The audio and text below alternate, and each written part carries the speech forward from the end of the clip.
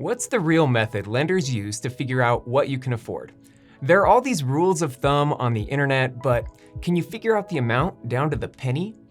How will your debts play into it?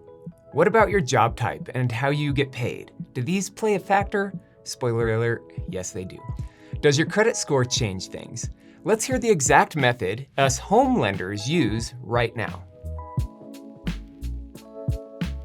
There's two main steps to the process. One, first we need to figure out what loan box you fit into best, because they have slightly different rules. Now, number two is we're gonna do some quick math to figure out your max payment for the program you fit best. Once we have your max payment, we can easily back into the home size for that program, and done. It's really that simple. So number one, what kind of loan? Well, there are two main kinds of loans we're gonna talk about today, the conventional and the FHA. A conventional loan is best for people with 720 plus credit scores, and it's also best if you have a large amount saved for down payment. FHA, on the other hand, works great for lower credit scores and savings amounts, and typically you only need at least a 580 credit score here. Now that we know your bucket, let's get to your max payment. Now, disclaimer, there could be a difference between what you should spend and what you can spend. This video is gonna cover the latter. We will figure out to the penny what the bank says you can qualify for using the exact same method the bank uses. I trust that you're responsible enough to decide what makes the most sense for you and your unique family scenario. Okay, to do this, we need to know just two more pieces of information. How much do you make per month before taxes exactly? And what are your minimum monthly debts? Those include credit cards, student loans, and car payments. We're looking for minimum payments here. This will tell us exactly what payment you can afford. We compare your monthly debts to your monthly income. You might have heard of this before. In the loan world, we call this your debt to income ratio, or DTI for short. This is what decides your maximum house payment. It's different for each loan type, so let's look at the conventional and FHA differences. For conventional loans, for these loans, half of your before tax income can go towards your house or other debts. Another way of saying this is 50% of your debt to income ratio. These debts include payments for cars, credit cards, and other loans. They do not include utilities and other types of bills like your phone, gas, electric, car insurance, etc. If it's not a debt that shows up on your credit report, it's not part of your debt to income ratio. Here's a quick example. So if you make $5,000 before tax and have no car payment, credit cards, or student loan payments, then all 1/2 of your income can go towards your house. A $2,500 house payment is what you could qualify for. Let's say you have a $500 car payment. This drops your max payment to $2,000. Easy, right? Now FHA, it works the same as above. The big difference though is that if you have a better credit score, you can go a bit higher than 50% of your income. I've seen these approved up to 56%. Now there's one last very important thing you must know before we're done with this part. For both the conventional and FHA loans we just covered, they each have an automated system lenders will run your loan application through that can lower the allowed debt to income percentages we talked about above. They get lowered based on other risk factors.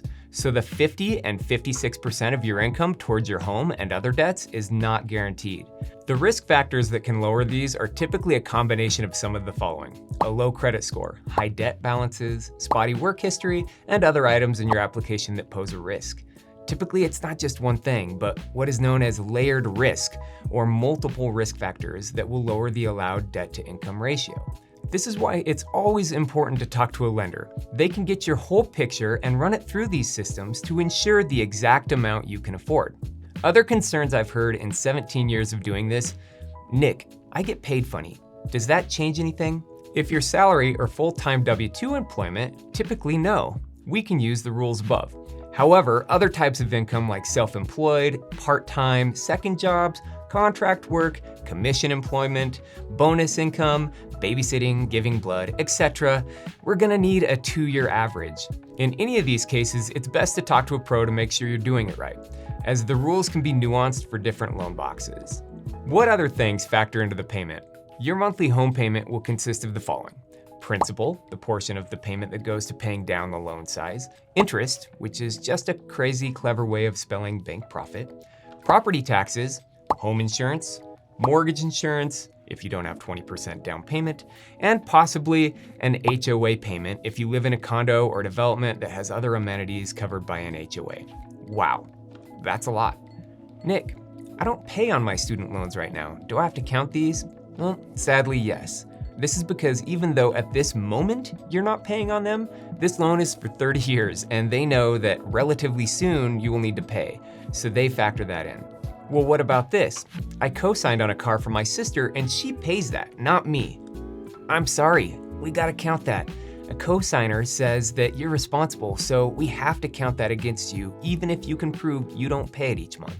A lot of people say, I can't afford much with my own income. Can I get some help, like a co-signer or a co-borrower? And that's yes, you can buy with someone else. A co-borrower, or someone who will own it with you and typically live there, or a co-signer, like a parent who's going to help you but won't live there and might not even have ownership in the home. Both a co-signer and co-borrower work the same when figuring out what they add and what you can afford.